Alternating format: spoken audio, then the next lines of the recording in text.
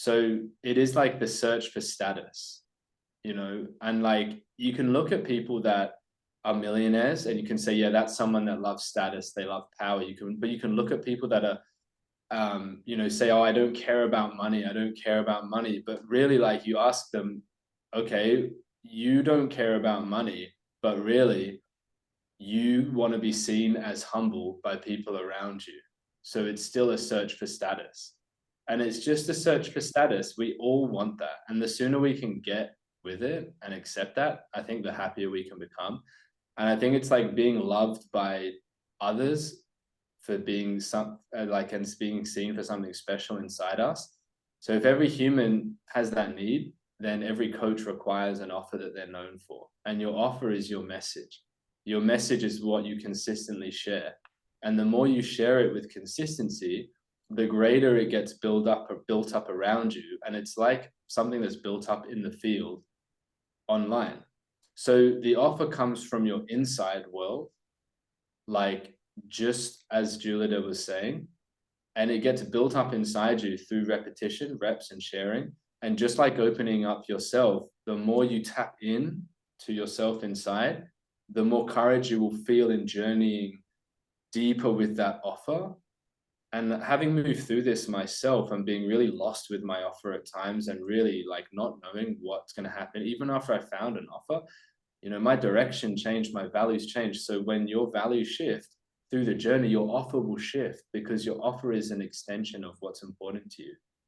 So, when I started out, I was not getting clients, but then I started scaling. I started guiding groups, 6-month processes.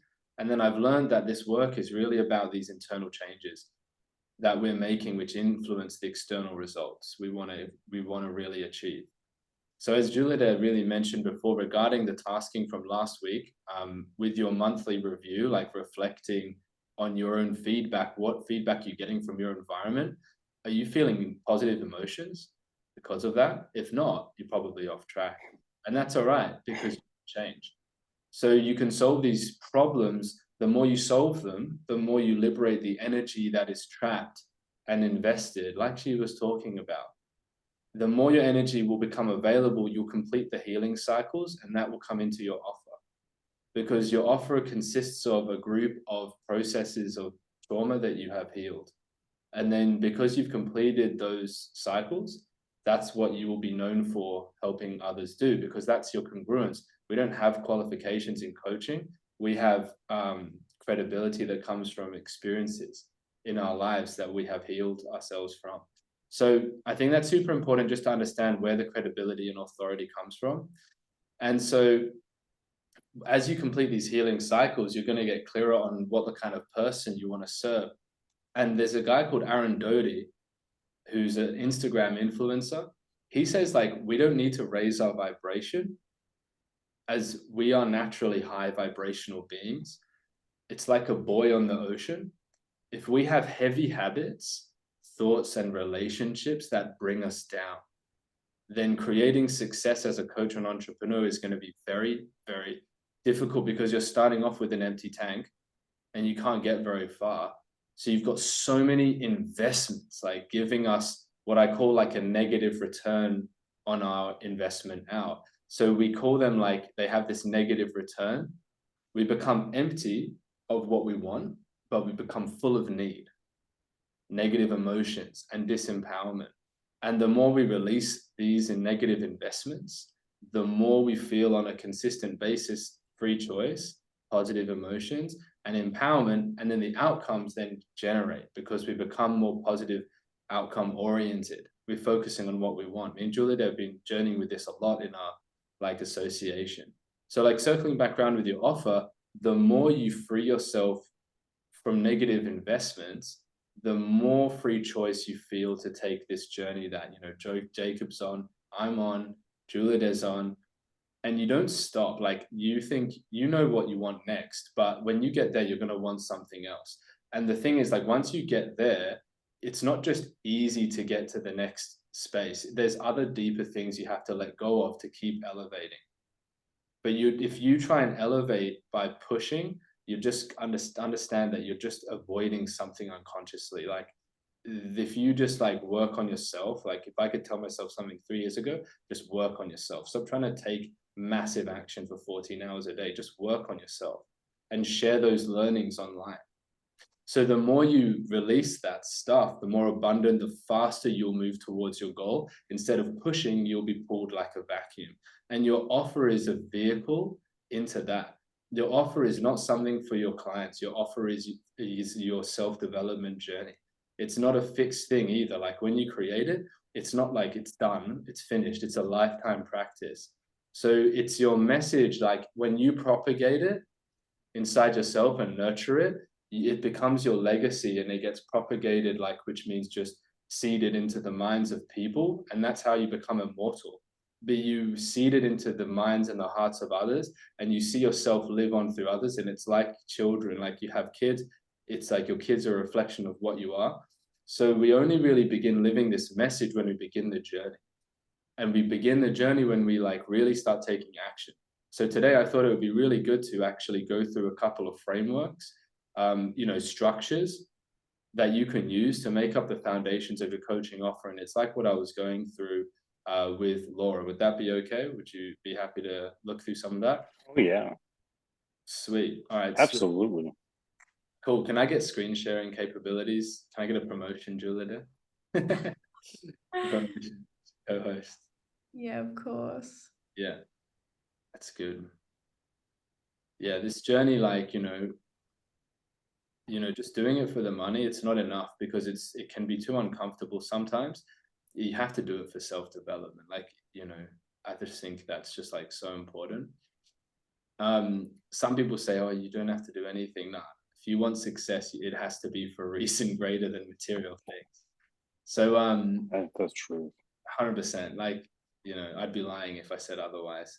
So like, there are some things, like I just want to cover some basic foundations.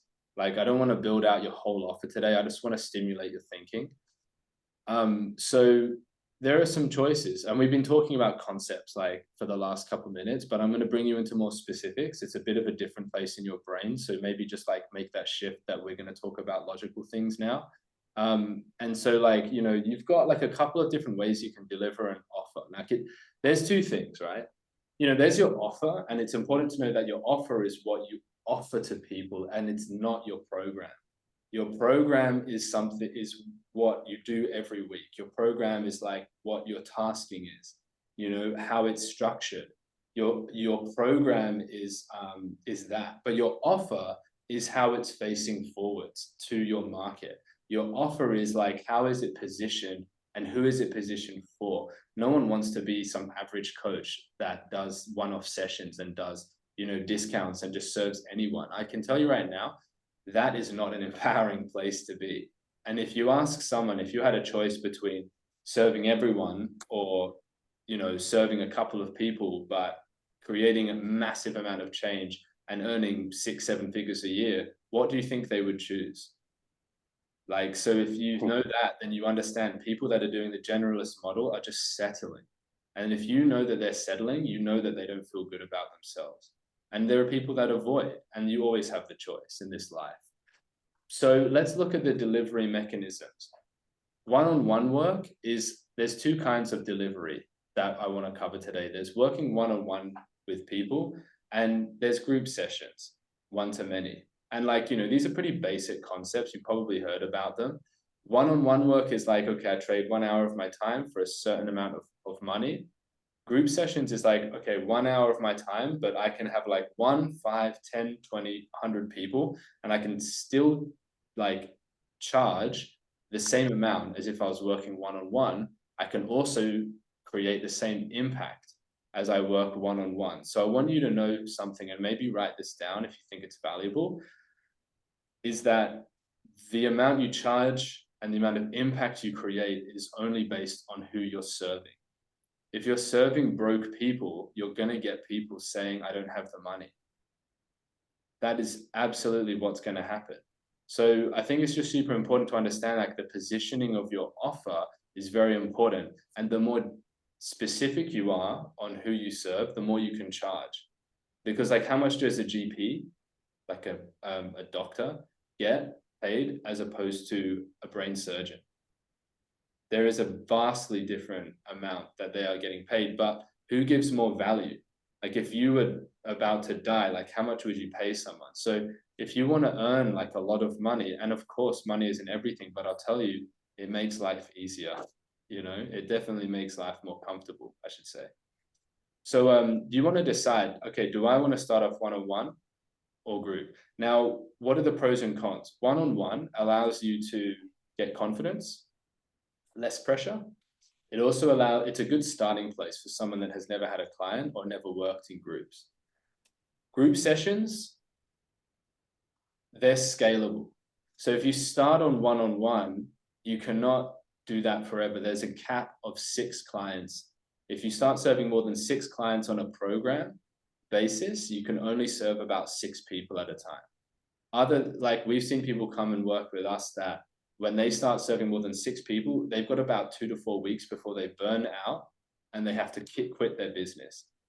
So you can scale to like $10,000-$20,000 per month on this model, but generally, unless you're serving like CEO executives one-on-one, you can't earn more than that, and it will be very stressful. So we recommend like, cool, maybe get a couple clients one-on-one, but then have a plan and have a program set up which you can just switch to group, because like that is just like it's very important for preserving your health. So group is good. Like if you're working group, like Jacob, you're working with groups, you've probably got a bit more confidence in your ability. You've probably got a bit more like, you know, skills, like you've had more experience, so you could build back-end systems out to deliver to them. And what I want you to understand is like spending more time with people is not the same as giving them more value. Like you spending more time with someone doesn't mean that they're going to want to pay more or that they're going to actually be able to work with you. You want to understand that it's about having a very specific solution and providing value to a certain problem. That is what matters. So there's a couple of ways that through one-on-one, if you do group, you can give them more value. And there's a couple of ways which you can do this, which substitutes the value they would get one-on-one, because of course, like one-on-one, I can give you a lot of value because I'm directly with you, but it's a constraint. It's going to hold you back because, as we've mentioned, it's not scalable. So once you go to group, you want to have a couple of things which will substitute that value one-on-one. And these can come in the form of tasking, which can also be given one-on-one. But tasking, like Juliet gives, you can give informational PDFs like meditations, Loom videos, you know, YouTube videos, and like I'll show you like our YouTube channel as an example. So I've been building this thing up for like the last maybe 3-4 months, and now it's actually booking people in automatically. But what you can do is you can create a channel and you can give these videos to people like that are interested in your service. You can start like you know, creating trainings for paid clients as well and have it listed as private. And this is like a really good way of like educating people without you needing to be there. So more on the marketing side, but it can also be used for clients, paid clients. And so then there is like pre-recorded course content. So like, I'll show you like our course content as an example you can draw from and how to structure your course content. So we have all of our course content online. And so we have like 3 group sessions per week, and we're running this group model. And then what we do is we say, cool, like working through this course content, as you work through it, let us know in our Discord community. So we have like, as they work through this, they also contact us, like every day we contact them, especially in the first 30 days. This is something you could do. And what you do is you set up like a community or something, and you have one-on-one chats with everyone in the community. And this gives that feeling of being one-on-one, paid attention to one-on-one on a one-on-one basis. And they can put any of their questions there, and they can then just be like, okay, I've got this problem here. Please, can you help me? Like this guy's like wanting help. And this is something you can do as well. So it's like, you know, you can have like a communications channel. And they're really easy to set up. Like Discord is like, I think $30 per month, but it's like the value is massive. And then you start to create what's called a community, an engaged community. And the power of a community is just incomparable in terms of what it can give you. So what I would like for new people starting out, I think the most important thing is like decide on what is the mechanism you will deliver your service. And like if it's one-on-one or it's in group, you just want to make a decision on what that is. And then like start as you take on clients, like build out these other things. And that's, we can help you with that. Or you can do that yourself. But if you want structures, like let us know. And then like there is time frames. So after you have your delivery mechanisms, what are the time frames? Like how long is your program? You know, how long is your program? And in your offer, like when you talk to people about it online, you're going to say, cool, like it goes for 6 months, which is what ours goes for. That's like if you want, I want to tell you something really important. For internal change, 6 weeks is a good time period. 8 weeks is a good time period. The longer you work with someone, the more you can impact their external life. And I want to tell you something, making change externally is much more difficult and much more valuable for someone than just internal changes. You know, so we have 6 months because, you know, helping someone scale to $50,000 per month profit from being at like $2,000 or something per month, there's quite a few things that need to be done to do that. So we leave 6 months, right? But if you're, you know, starting out, it's also like 6 weeks is a good amount of time if you haven't worked with many people, because working with for 6 months with someone is a commitment. Like when I work with someone for 6 months, I'm committing to getting them a result. Like if I do not get them 50K per month profit, my brand loses its reputation. And in coaching, your reputation is everything. If you take on people, just everyone with a pulse and a heart and like a credit card, then it's like, it's a recipe that you're looking at, cool, I'm making money, but am I creating a good, powerful brand? And like, this is something that Alex Hormozi talks about a lot, who earns 100 million a year. And he's like one of the gurus, but he's someone that I really align with because he focuses on brand power. Like, you know, with Harvard is a school that has such a reputation that people want to get in, but they don't say, oh yeah, people don't want to get in there because they're going to make like 250K. They go in there for the brand endorsement. And so what we want is like people that jump in, they actually want to come in to be endorsed by our brand. And they tell people, yeah, we got qualified by this person. We scaled with this person. And their clients will be like, yeah, we know who that is. Okay, we trust you. And so it creates the trust. So you want to be known as that kind of person. So trust me, you don't need clients. You want clients that will get results for this reason.